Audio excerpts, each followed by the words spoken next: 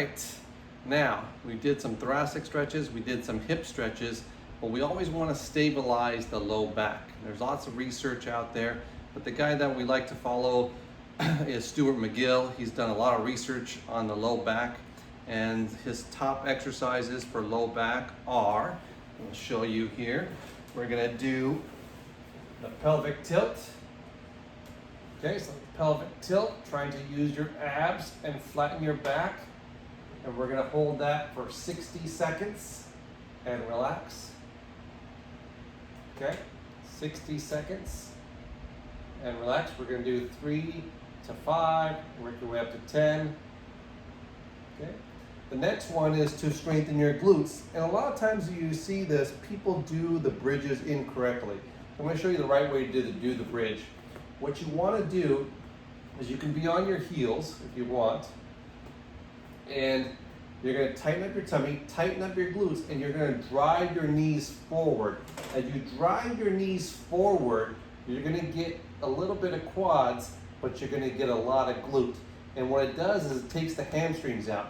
Some people will try to do a bridge, and immediately their hamstring will cramp up. Well, that's because they're using the hamstrings and not their glutes.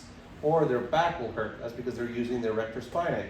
What you want to do is you want to tighten up your tummy, tighten up your glutes, and push your knees forward, and you'll feel that right here. See if you can hold it for 60 seconds and do 10.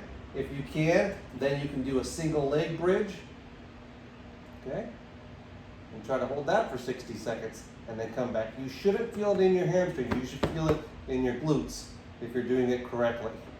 Okay? So you've got the pelvic tilt, you've got the bridges, if you can do that correctly with the glutes. Okay?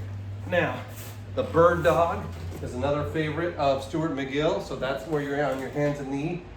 Do a little tilt, get your back straight, and we're gonna just go here